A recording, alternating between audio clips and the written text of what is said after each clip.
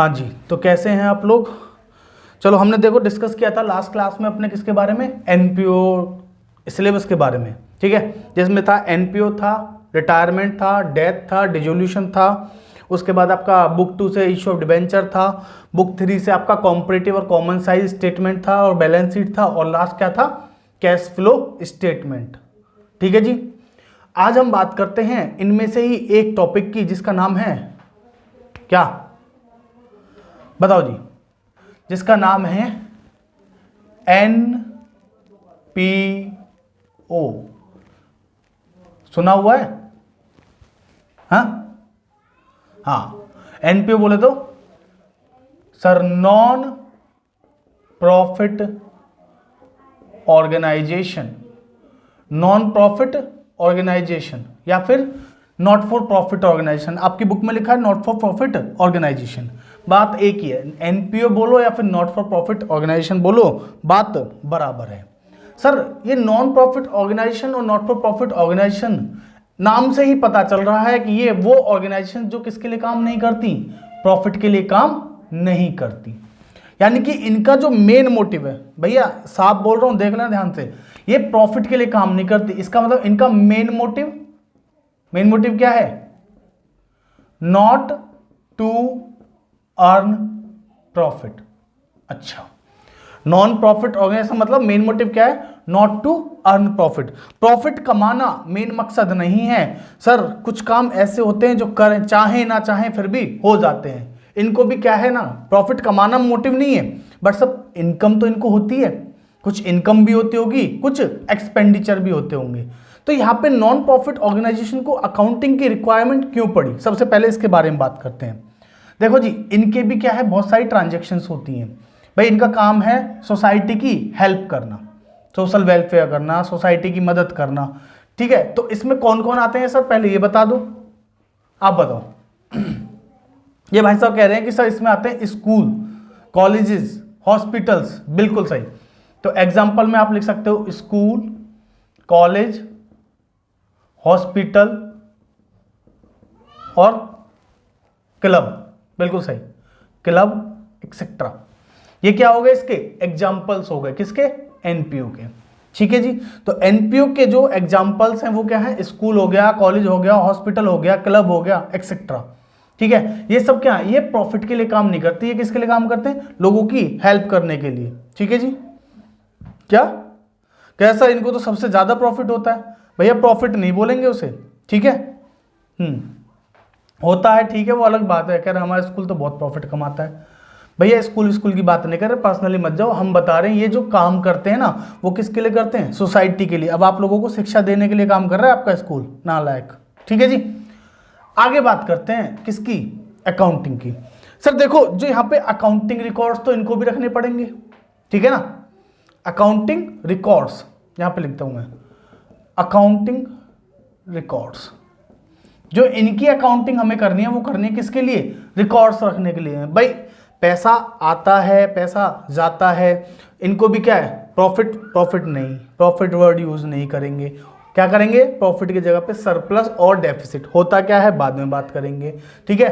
तो इनको भी क्या है, कुछ पैसा आता है, कुछ पैसा जाता है, इनको भी सरप्लस या डेफिसिट होता है। तो उसका रिकॉर्ड रखने के लिए हमें यहाँ पे जरूरत पड़ रही है किसकी, अकाउंटिंग करने की।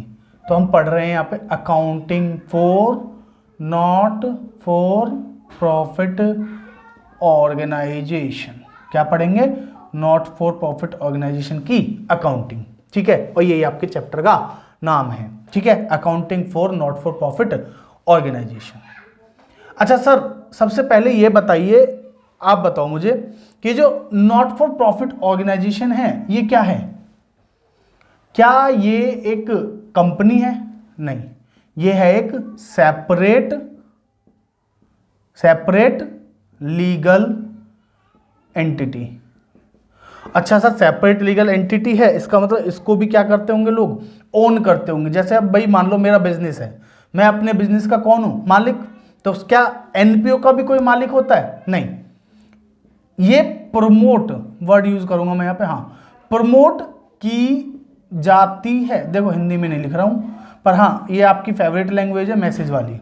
प्रमोट की जाती है किसके द्वारा, इंडिविजुअल्स के द्वारा, इंडिविजुअल्स ऑब्लिक एंटरप्राइजेस के द्वारा, but not owned by them. Sir इसको प्रमोट करते हैं कौन? इंडिविजुअल्स और एंटरप्राइजेस, लेकिन इसको ओन नहीं करते। ठीक है जी, क्यों? क्योंकि ये कौन है? Non profit organisation. और ये किसके लिए काम नहीं करती? ये प्रॉफिट के लिए काम नहीं करती। बार बार बोल रहा हूं, प्रॉफिट के लिए काम नहीं करती। ये काम किसके लिए करती है? सोशल वेलफेयर के लिए। ठीक है जी सर, ठीक है, ये बात आपने हमें बता दी, बट इसमें हमें पढ़ना क्या है फिर? हमारे एग्जाम में ये आपने बताया था लास्ट वीडियो में, कितनी वेटेज है इसकी? 10 मार्क्स की। अकेले चैप्टर की वेटेज 10 मार्क्स की है। हाँ जी, तो सर हमें इसके अंदर पढ़ना क्या क्या है उसकी बात करते हैं। हमें इसमें जो सबसे पहले पढ़ना है, रिसीप्ट एंड पेमेंट अकाउंट। क्या पढ़ना है? Receipt and payment account. ठीक है, इसके अंदर क्या होता है, सर कैसे बनाते हैं, इसके बारे में बात बाद में करेंगे। अभी मैं सिर्फ आपको क्या दे रहा हूं, इस चैप्टर का इंट्रोडक्शन। ठीक है जी, सबसे पहले पढ़ेंगे रिसीप्ट एंड पेमेंट, इसके बाद इनकम एंड एक्सपेंडिचर अकाउंट। क्या पढ़ेंगे? Income and expenditure account. Sir ये दोनों तो नए नए लग रहे हैं, अब से पहले नहीं सुने। हाँ जी बिल्कुल, हो सकता है आपने अब से पहले नहीं सुना, अगर आपने 12th का बिल्कुल भी नहीं पढ़ा है, पर मैं उम्मीद करता हूं आप लोगों के एग्जाम 2 महीने बाद है तो आपने नाम सुना होगा। तीसरा है आपकी फेवरेट, बैलेंस शीट।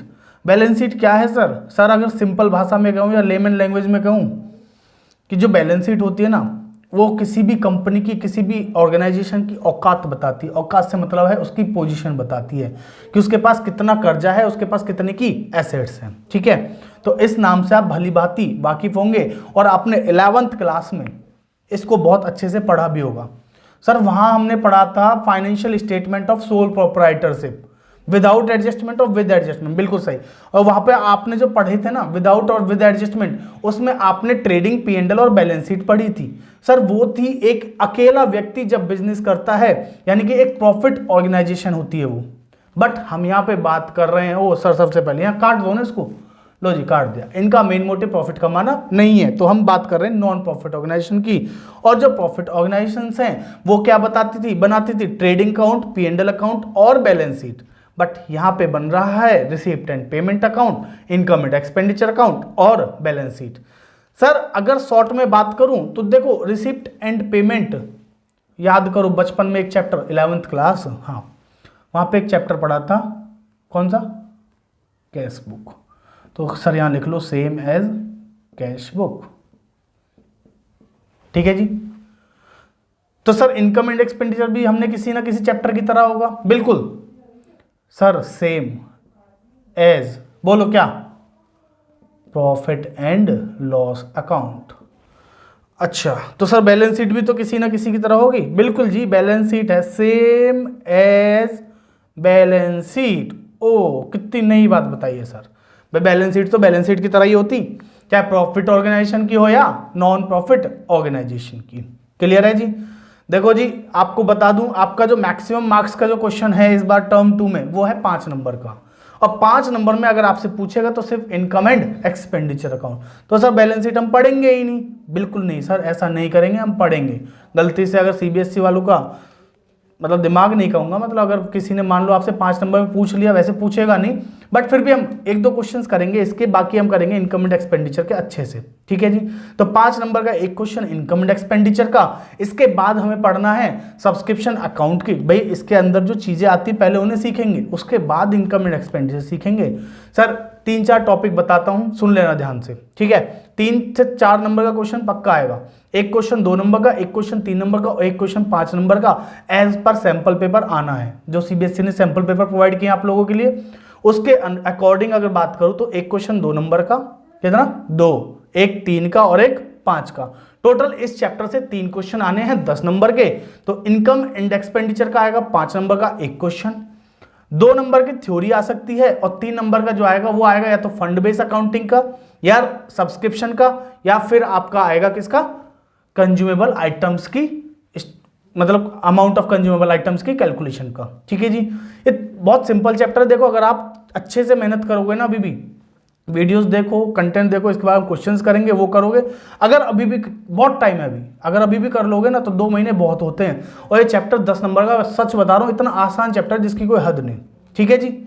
तो हम इसके बाद जो शुरू करेंगे, सबसे पहले अपना रिसिप्ट एंड पेमेंट करेंगे, उसके बाद सब्सक्रिप्शन अकाउंट, एंड देन पहले हम इसके इनकम एंड एक्सपेंडिचर पहले पढ़ेंगे। इनकम एंड एक्सपेंडिचर के अंदर आने वाली चीज़ों की कैलकुलेशन, इनकम एंड एक्सपेंडिचर के अंदर जैसे सब्सक्रिप्शन की कैलकुलेशन जो अभी बताई मैंने आपको, फंड बेस अकाउंटिंग और कंज्यूमेबल आइटम्स की calculation, then income and expenditure. ठीक है जी। ज़्यादा कुछ है नहीं इस चैप्टर में। ये आज जो हमने बात करी है, ये है हमारा इंट्रोडक्शन। क्लियर है? धन्यवाद।